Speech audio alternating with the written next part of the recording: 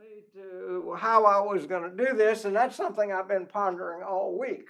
How do you teach 11 chapters in a 50-minute class?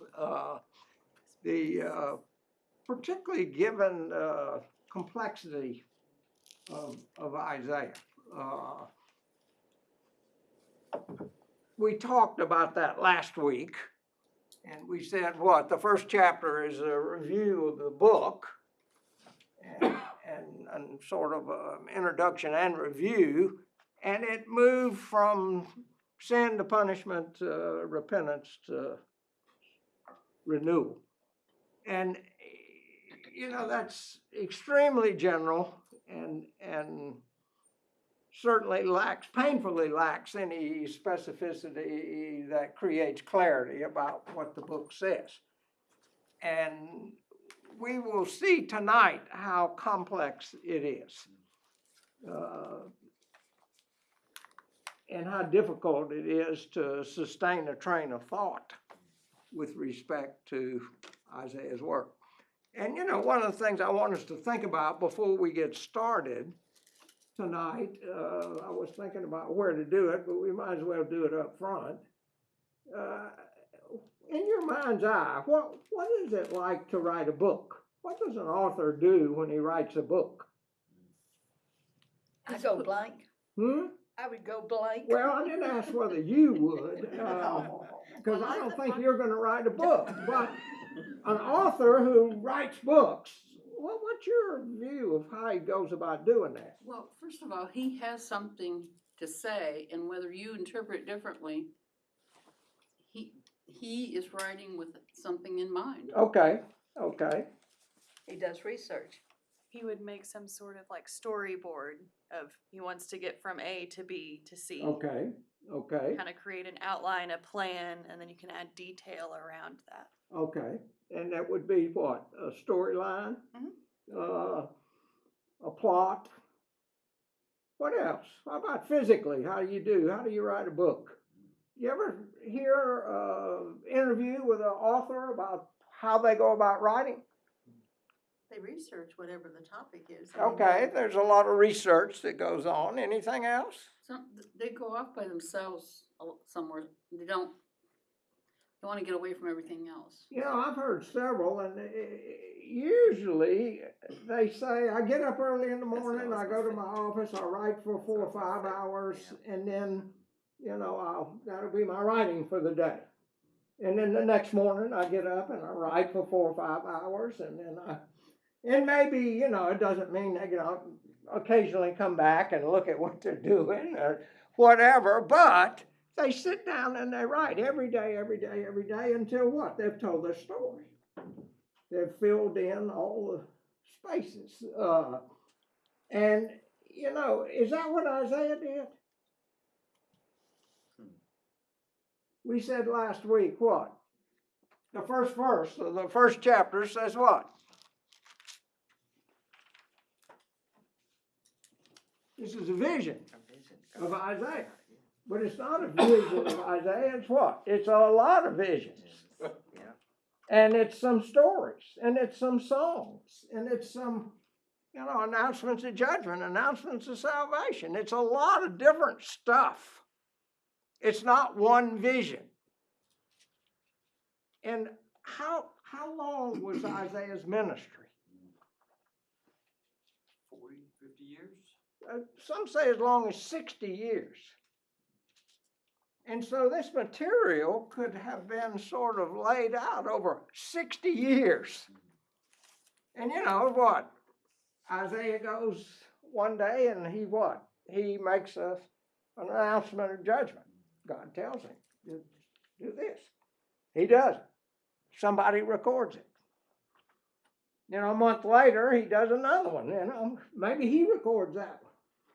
On and on over 60 years. And at some point, personally, I don't think Isaiah assembled all this stuff. I think somebody else did. So, and you say, well, is that inspired? If Isaiah didn't write, sure, it's inspired that God preserved this book for us. So, that can explain some of this complexity and some of these abrupt shifts and changes. So we always have to be looking for what? The markers of the signals. Changes in subject matter and genre and the addressee and the addressor and on and on and on to what? To indicate unity of ideas and sections and disunity. Where does he start something new? Okay, in order, I think, to understand the first 12 chapters, we need to know what's in them. So we're going to walk through those first 12 chapters and talk about the major sections. There's 5 major sections of the book, of those first 12 chapters. And let's start in chapter 2, verse 1.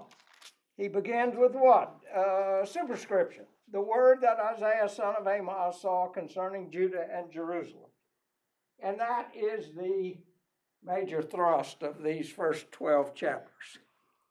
Announcements concerning Judah and Jerusalem. However, we'll see as we go along a lot of different stuff. Now, the first section is the first 3 chapters, chapters 2, 3, and 4.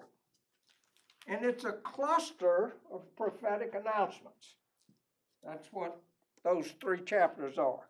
And strangely enough, he begins with an announcement of salvation at the beginning of chapter 2, and he ends 4th chapter with an announcement of salvation. Now, why would I say strangely enough?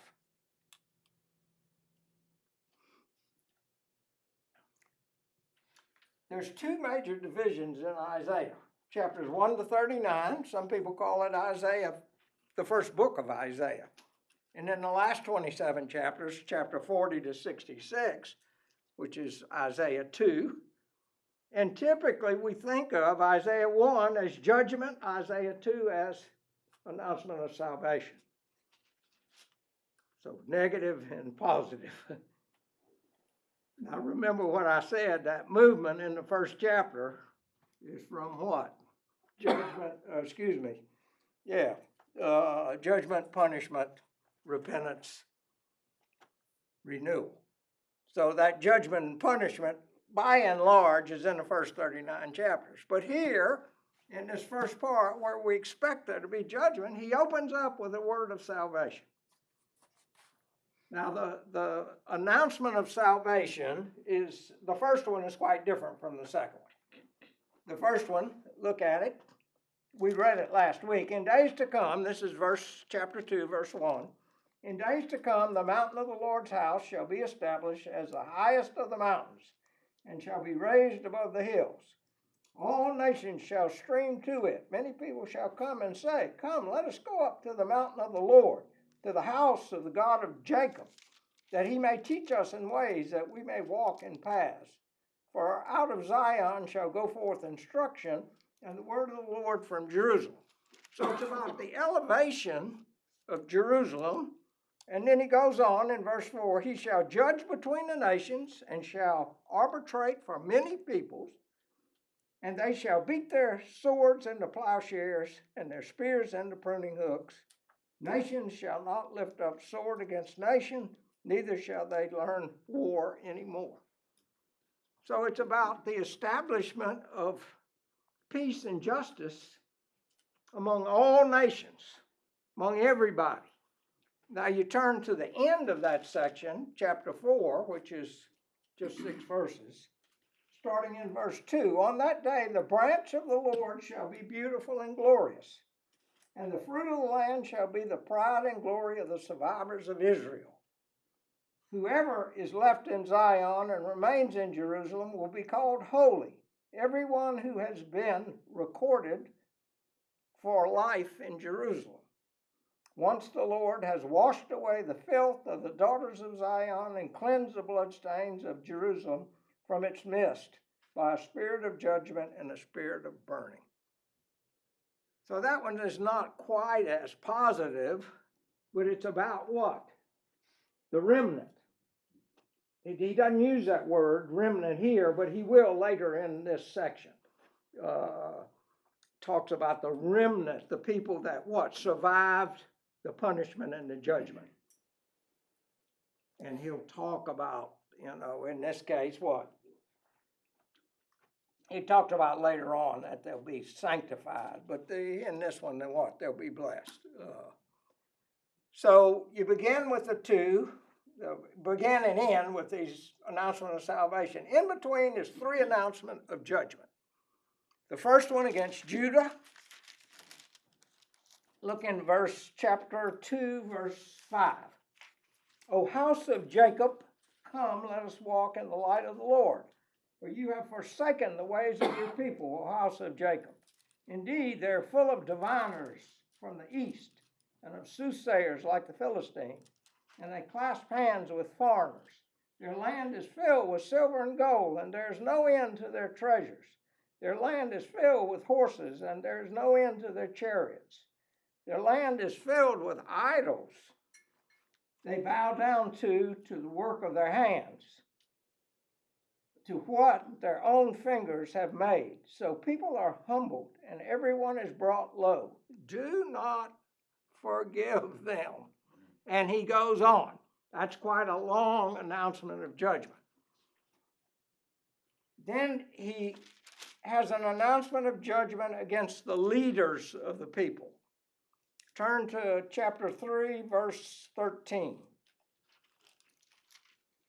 That announcement of judgment goes all the way through to chapter 3, verse 13. And then he says what? The Lord rises to argue his case. He stands to judge the peoples.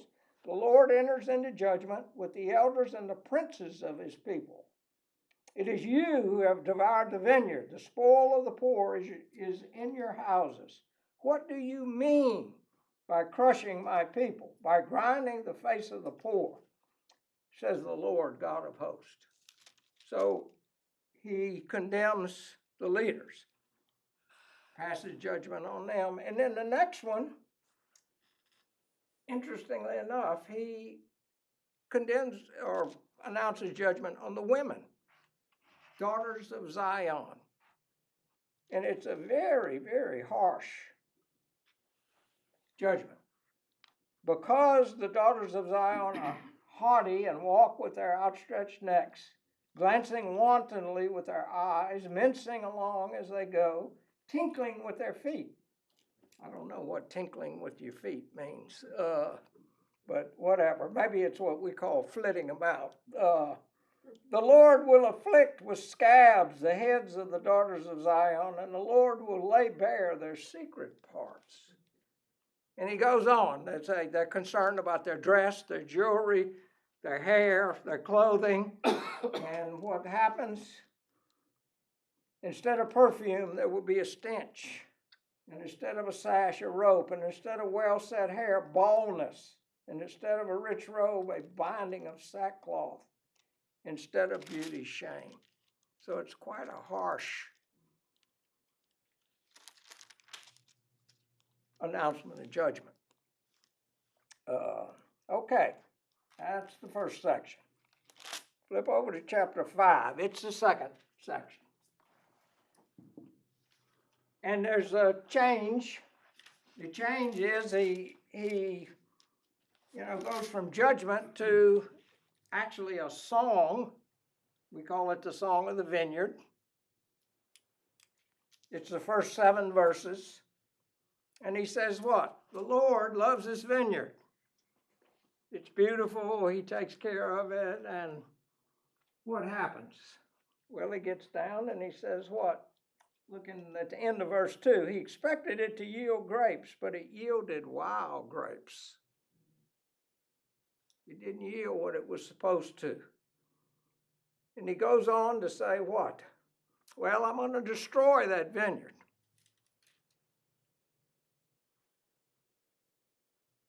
Verse 5. Now I will tell you what I will do with my vineyard. I will remove its hedge, and it shall be devoured. I will break down its wall, and it shall be trampled down. I will make it a waste. It shall not be pruned or hoed, and it shall be overgrown with briars and thorns. So he's going to destroy it. And then he goes on in verse 7 to what? To tell what it means. Now, that's a beautiful piece of rhetoric. Preachers ought to pay attention to that Song of the Vineyard, because what does he do? It's an announcement of judgment, but he starts it off as what? It's a love song. So he lures you in, and then what? He brings out the hammer. And it's a harsh judgment against his people of Israel,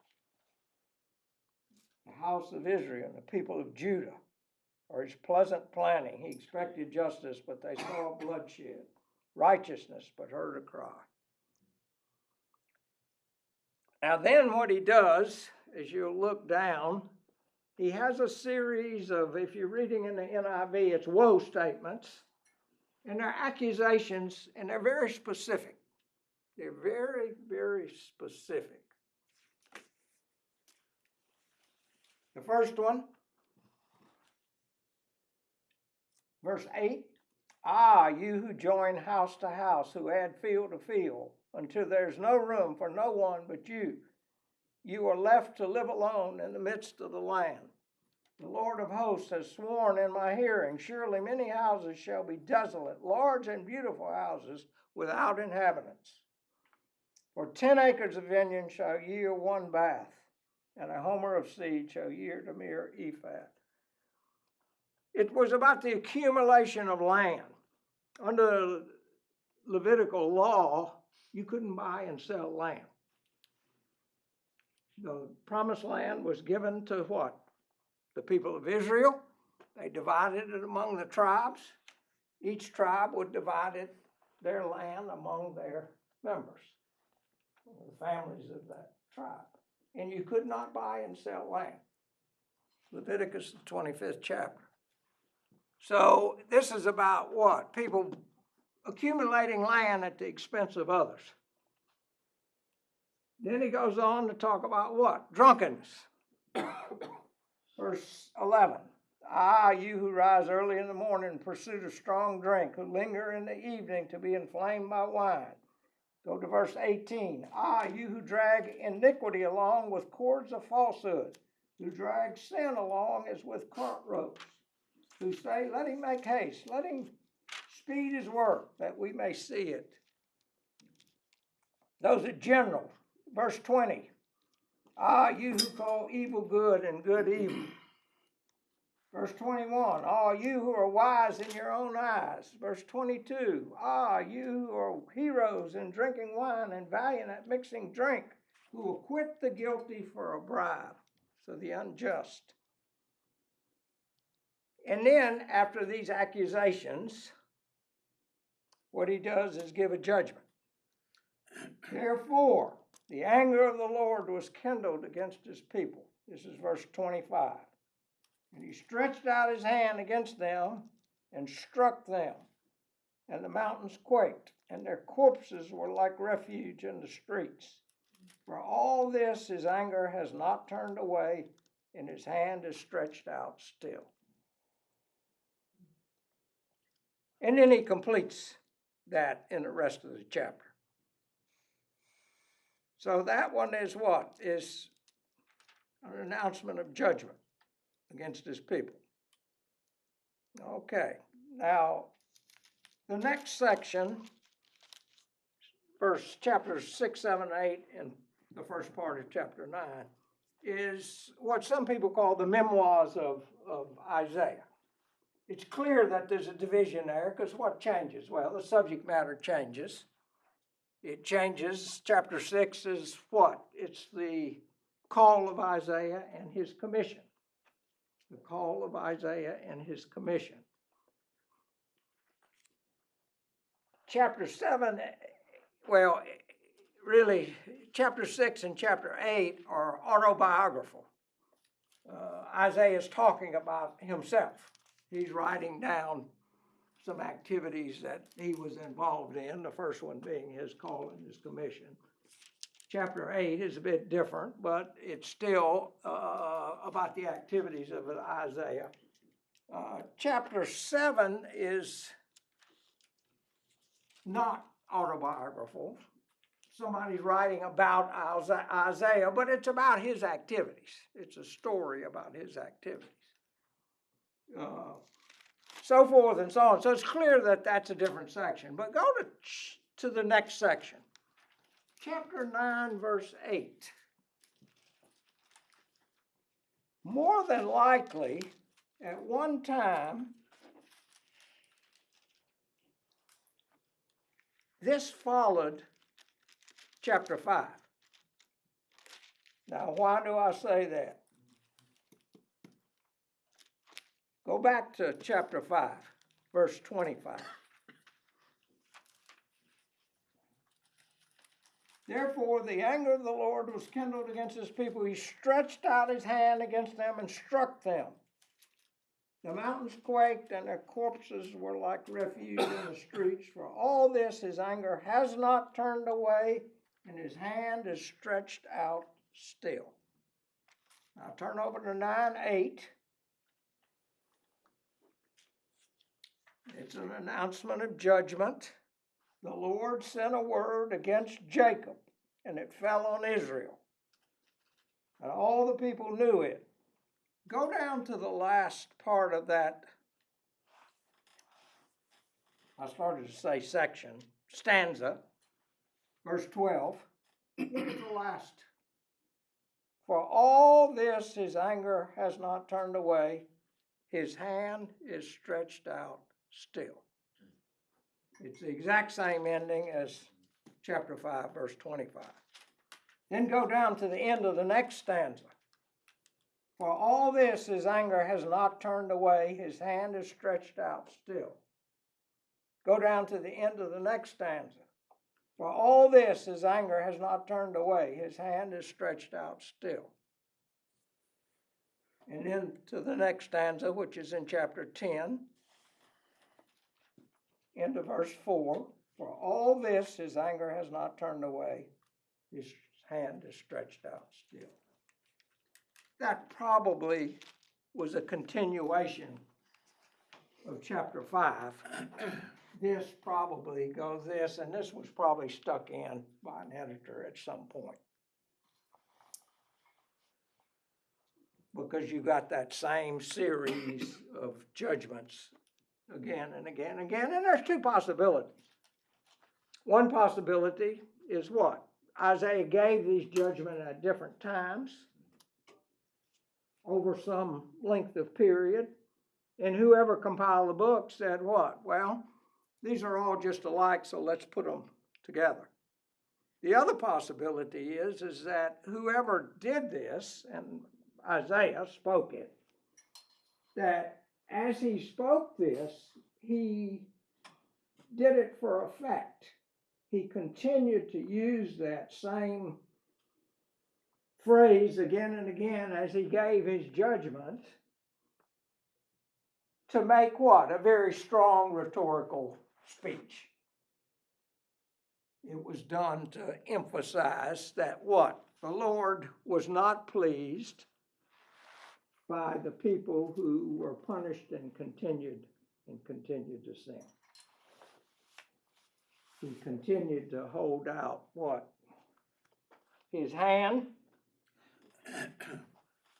and his anger towards the people.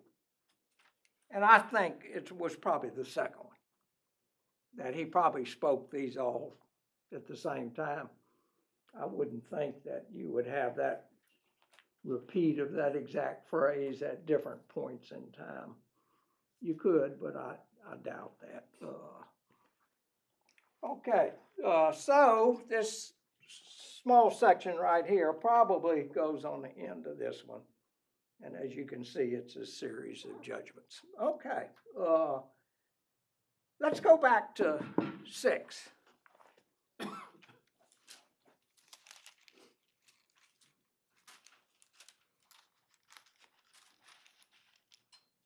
I said a minute ago what? 6 and 8 are autobiographical. He tells about his commissioning, his call and his commission, and then about some of his activities. And then somebody else tells about some of his activities here in 7. 8 particularly has to do with his interaction with king. His interaction with the king. Now, chapter 7 actually helps us to place this at a certain time in history. He's talking about in the first, I think it's 9 verses of chapter 7, about a war. And it's the Syro-Ephraimitic War. And we know from secular writing exactly when that happened, from 735 to 732 BC. He's talking about these two kings that get together and try to attack Jerusalem, and it's unsuccessful. And because we know when that happened, we can place these activities in a relatively, well-known space of time, which is probably between 740, when we think Isaiah began his ministry, 740 and 730 BC. So we have a time reference, if you will, that helps us to understand this. If there's a theme here,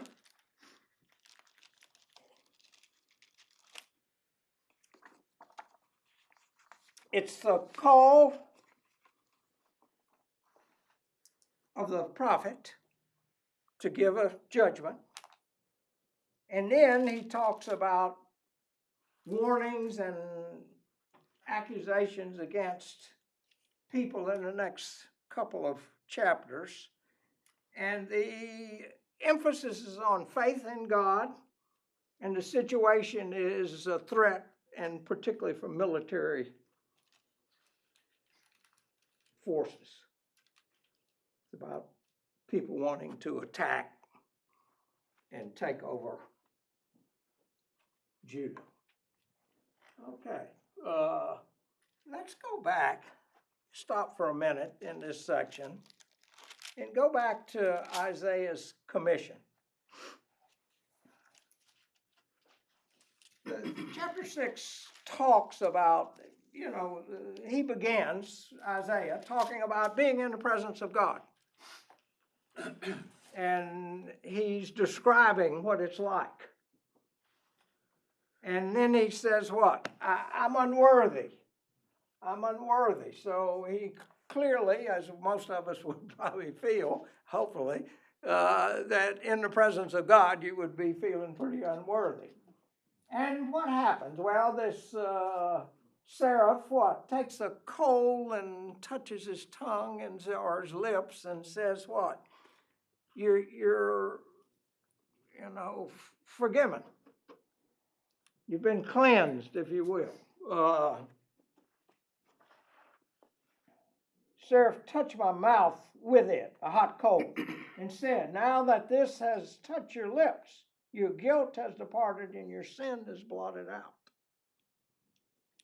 Then I heard the voice of the Lord saying, who shall I send and who will go for us? And I said, here I am, send me. Typically, that's what we focus on when we focus on the call and the commission of Isaiah. But let's go ahead and read the rest of it, because typically we gloss over the rest of it because it makes us very uneasy. What does he say? What is Isaiah's commission?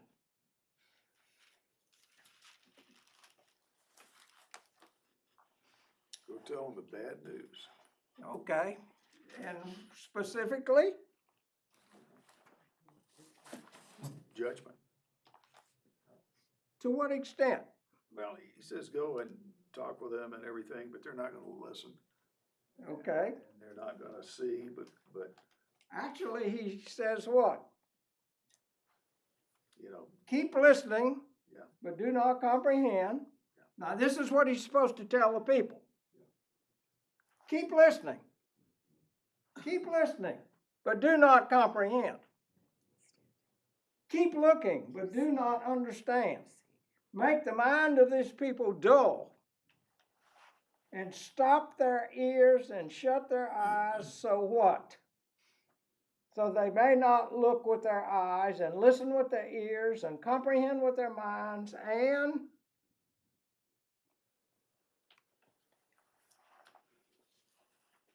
turn and be healed. Turn and be healed. What's he saying? What's he saying?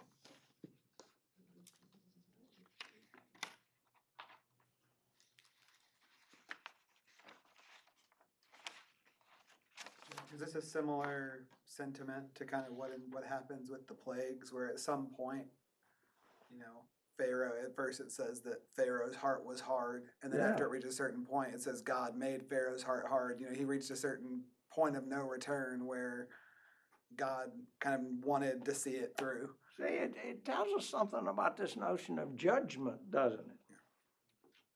That he's saying what? What we want is what? We want warnings. We don't want judgment. We want warnings. Why? Why do we want warnings? To avoid punishment. Turn at the last Get one. our act together so we don't have judgment. Yeah, so you can avoid the consequences. The Greek Bible even changes these Hebrew text the Hebrew text is in imperatives. These are imperatives. He's saying what? Don't lead them to where they what? Won't repent. Then you think, whoa, that's kind of harsh, huh? What do you mean? I thought you wanted people to repent. But that's not what he's saying here, huh? He's had it with them. He's saying what?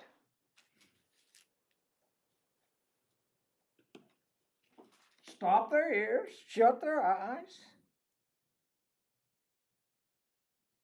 make their minds dull. Why? So they do not turn and be healed. Whoa. How do we deal with that?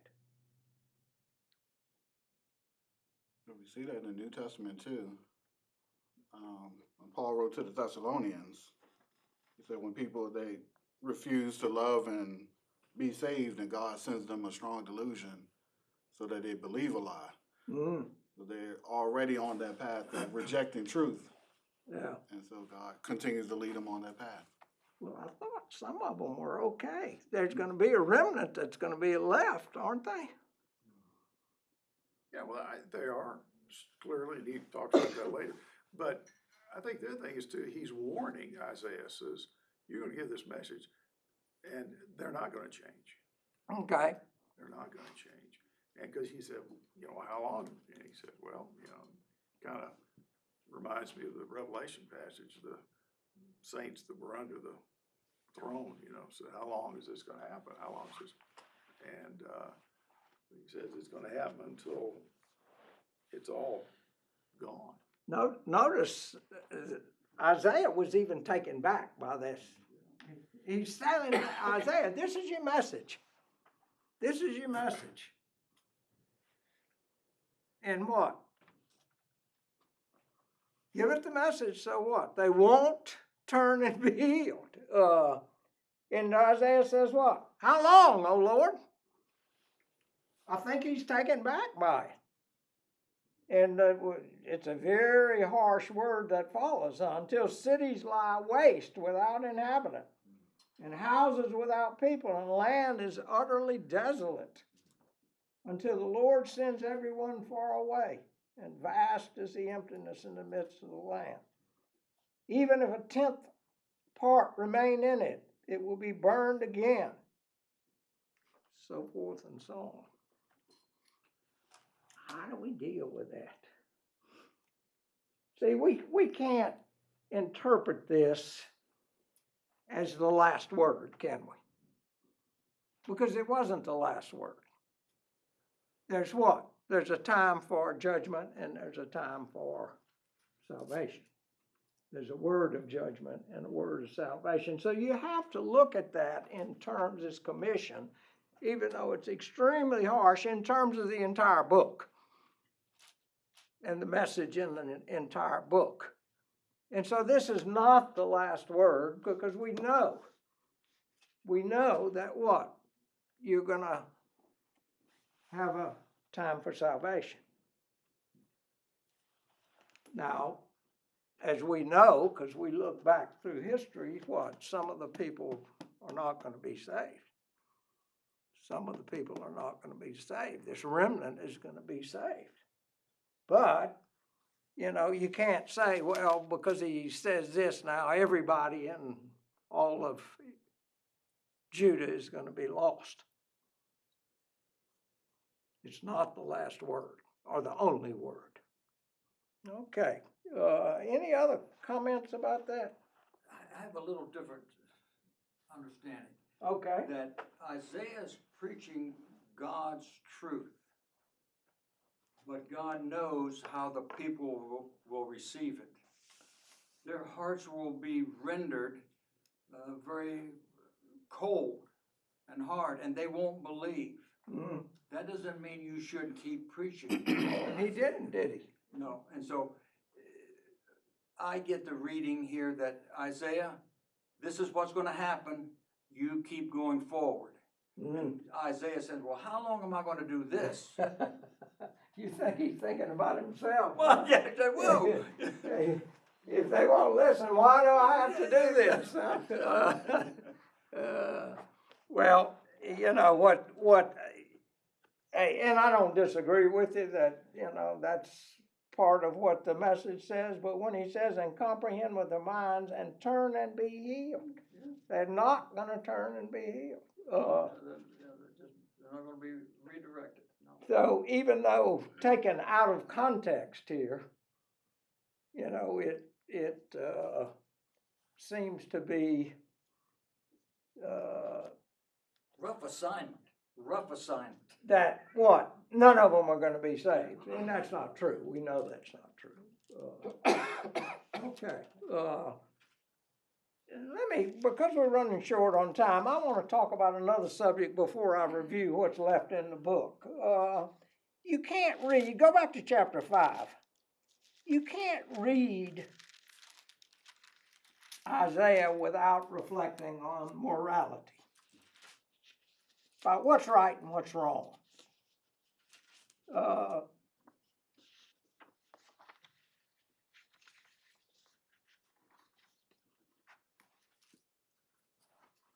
In both in general terms and in specific terms. You know, in general, what's right and what's wrong, and how do we determine what's right and what's wrong? Specific activities or attitudes, which ones are right and which ones are wrong and why? You know, there's a question of morality, and you know, you could couch that in the same terms as what? And as justice. And when you read these accusations that he goes through here, it certainly brings that to the forefront. You know, now, the quality and the decisiveness of these accusations, particularly the decisiveness of the accusations, you know, make us uneasy. They make us uneasy because what? He seems to have a very, very sharp line between right and wrong. He seems to say what? That, you know, there's a certain absolute standards for behavior. And we don't like absolute standards of behavior in our society. That makes us very, very nervous. And why? Well, you look at, you know, issues that are debated today. And let's take important issues, and issues of life and death. You have capital punishment. You have advocates on one side that what? Are certain they are right. We should not kill people. Even what? Heinous criminals. And then you have people on the other side that are certain they're right, that say what? Oh, yes, we should. If they've committed these crimes, they ought to pay. Abortion, that's a little more current. You have people on both sides who say what? Well, we know we're right. We know we're right. And so, what we do is what we begin to think, well, is context important? And is it important? Well, if a mother's going to lose her life, is abortion okay? You can come up with some situations. If a child is going to be born with huge, massive defects, should abortion be allowed? You look at these questions and you say, well, is context important? But see, the biblical tradition here, and all through, it's not just in the 5th chapter, but the 5th chapter brings it out. You have this notion of what? There's a very sharp line between right and wrong. A very sharp line. Absolutism makes us uneasy. And you think about, what if you're worried about absolutism, what can that lead to? What can that lead to? Well, it leads to rationalization. It leads to rationalization, which leads to what? Well, I'm going to figure out how I can do what I want to do. I can figure out how I can, do what I want to do. Now, as you think about this notion of right and wrong, what's the basis for recognizing the line between right and wrong? What is the basis for that recognition of that line? Well, one of the things you need to think about is what? The prophets did not give a set of rules and regulations and traditions. They didn't have that. What we have to do is we have to typically, particularly in something like this, is what? Understand them from the negative, from their accusations. Not from, starting out and saying this is right and this is wrong. But they were what? They were holding the people accountable to what?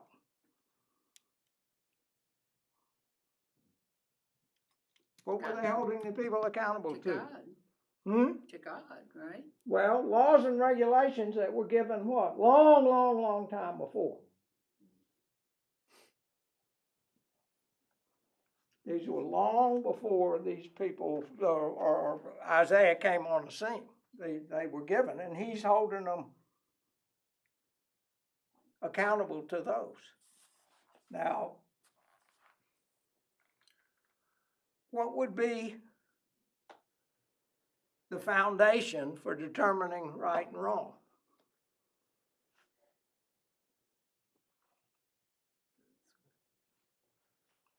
Julie says God. What about God? I think God tells us in the book of Romans a concept of He's placed within man this sense of God. Is what? This sense of God He's placed within man. Oh, okay. In the book of Romans. Mm-hmm. And there is that sense of what I would call the image of God that was imprinted from the beginning. Okay. And it does a certain amount of directing for all men. No man has an excuse.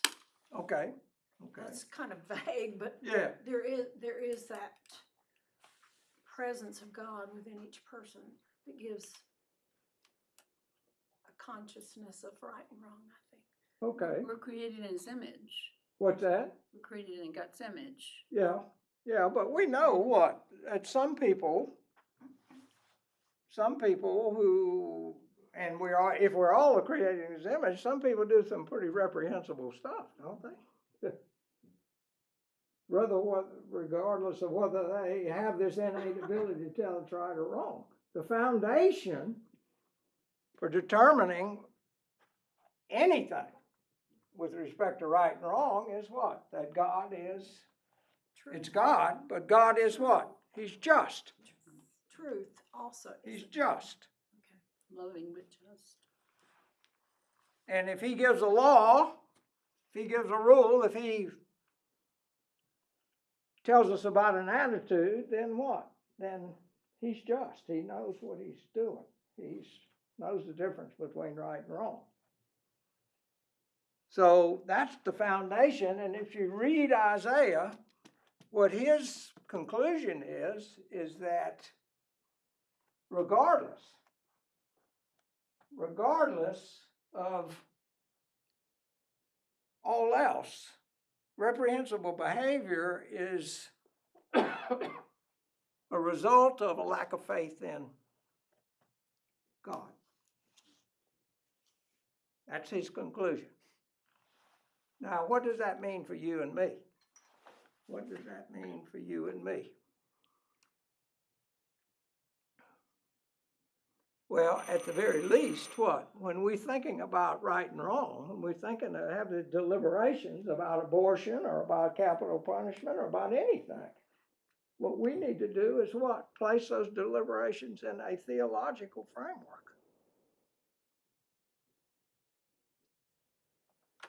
We know what? That we can't do it in terms of man's legal framework. We got laws now that, are saying stuff that we know to be wrong. So we, if we're Christians, have to do what? We have to place that in a theological framework. Because see, our what? Our actions are based on our very deepest beliefs and convictions. And when we do something, when we make a moral choice, it reflects what? Those convictions. And it reflects our convictions about God. And so when we make moral choices like that, we have to, as Christians, do what? Think about what's our conviction of God and what does God want. You remember, what would Jesus do? That wasn't just, it was a profound,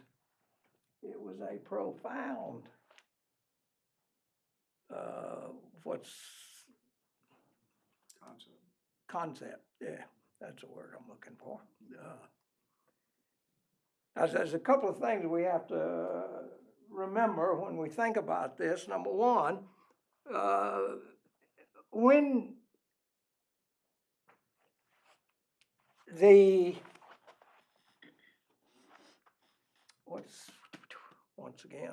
struggling for a word. When the moral choice is extremely broad, it will be able to be applied in any context. For example, in 5:18, he's talking about what? Sinful people. You who drag iniquity, this is chapter 5. You who drag iniquity along with cords of falsehood, who drag sin along as with cart ropes. He's what? He's condemning sinful people. And sinfulness is bad in Isaiah's time, it's bad in our time. The next one, verse 20, you who call evil good and good evil. That was bad in Isaiah's time, it's bad in our time. It's general. What about the one about land? Verse 8, you who join house to house, who add field to field, who accumulate land. Is that applicable in our time? Well, in a general sense it is, but in a specific sense it's not. We don't have laws against the buying and selling of land. You know, But it we may do be, about greed. We do have that, and he goes on and and we says, do, until yes, there is no room for you to be by yourself in the whole earth. yeah. So Well, that's that. greed is what underlies that, and certainly what, greed is bad today. But specifically buying land, we can't apply that today. That's not. Now, what about the one about drinking? See, there's no line, you can't sustain a line between personal morality and group morality. Public morality. And the drinking is one that shows us that. You know, you say what, particularly in our society today, you know, individualism. I can drink as much as I want to. And, you know, yeah, go ahead. But the fact of the matter is what? Every state in the United States has got a law against driving while you're intoxicated. Why? Because it affects the public good. So this thing about saying, well, I can do this, and, you know, because what? Some things we do, and most of the things we do as individuals affect other people. And so morality is not just me and how it affects me, it's how it affects everybody. Okay, let me go back, talk about, I got all these notes. That last section.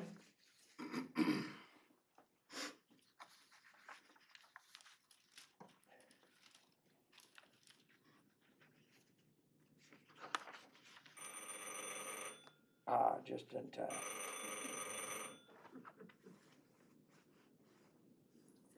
It really talks about the future. This is picking up in 10:5 and going to the end of the 12 chapters. He's really talking about, it's some announcements about, one about Assyria, one about the remnant. Look at verse 20 in chapter 10. On that day, the remnant of Israel and the survivors of the house of Judah will no more lean on the one who struck them, but will lean on the Lord, the Holy One of Israel, in truth. A remnant will return, the remnant of Jacob, to the mighty God. For through your people Israel were like or though your people Israel were like the sand of the sea, only a remnant of them will return. And so it's an announcement that of what the salvation of the remnant. And then he talks about the announcement of a new king, a new ruler, and which is a very well-known passage beginning in 11th chapter. A shoot shall come out from the stump of Jesse, and a branch shall grow out of his rocks. The Spirit of the Lord shall rest on him, the spirit of wisdom and understanding, and the spirit of counsel and might.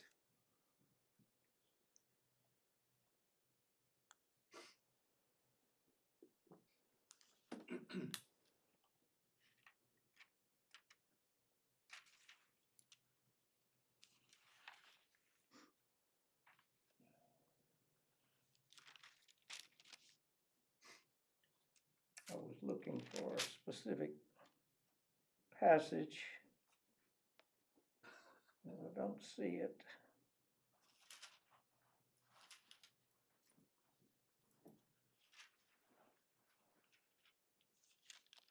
But he talks about the new ruler that will arise, which we know to be Jesus. And then he ends this section and the entire 11 chapters with a song, with a hymn.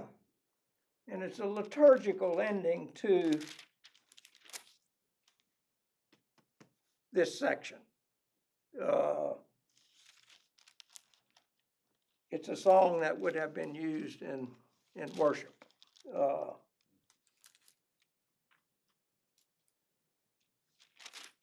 And as you go forward, if you look at 13, there's a signal that what? New subject. This is going to be judgments against other nations. Okay, we covered a lot of ground. As you can see, it's not easy to get 11 chapters in the 50-minute class.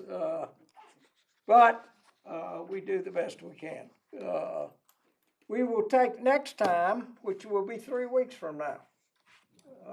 We don't meet next Sunday, next Wednesday because it's Christmas. Following Wednesday, we will not meet, it's New Year's. So we'll come back on the 8th of January and we'll take chapters 13 to 23. Another big bite. Rolling right along.